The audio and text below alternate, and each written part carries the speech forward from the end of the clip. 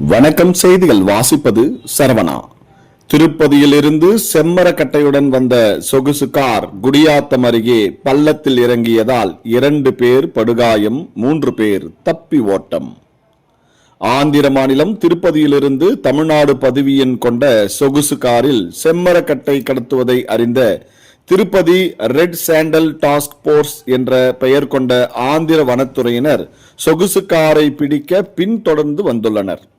ஆந்திர போலீசார் பின்தொடர்வதை அறிந்து சொகுசு காரில் உள்ளவர்கள் காரில் இருந்து செம்மரக்கட்டைகளை ஒவ்வொன்றாக கீழே தள்ளியுள்ளனர். மேலும் சித்தூரில் உள்ள ஆந்திர எல்லை அருகே வாகனம் எப்படி சென்றது என தெரியாததால் தமிழ்நாடு வனத்துறைக்கு தகவல் தெரிவித்துள்ளனர். இந்த நிலையில் ஆந்திர மாநிலம் சித்தூர் எல்லையான பரதராமியை கடந்து செம்மரக்கட்டை கடத்திய வாகனம் வந்ததை தமிழ்நாடு சோதனை சாவடியில் தடுத்து நிறுத்தி உள்ளனர். ஆனால் அவர்கள் வாகனத்தை நிறுத்தாமல் வேகமாக ஓட்டிச் சென்றதை அடுத்து தமிழ்நாடு வனத்துறையினர் வாகனத்தை பின்தொடர்ந்துள்ளனர். வேகமாக வந்த வாகனம் பாக்கம் அருகே உள்ள வளைவில் திரும்பும் பொழுது நிலை தடுமாறி அருகில் உள்ள பள்ளத்தில் விழுந்துள்ளது.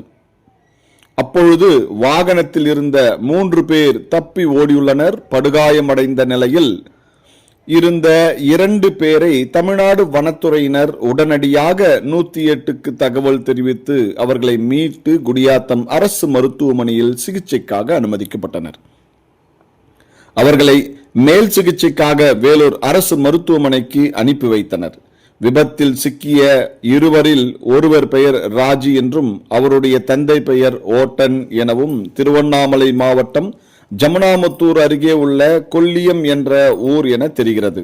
சம்பவம் குறித்து பரதராமி காவல்துறையினரும் தமிழ்நாடு வனத்துறையினரும் விசாரணை செய்து கொண்டு வருகின்றனர். செய்திகளுக்காக ராஜேஷ்.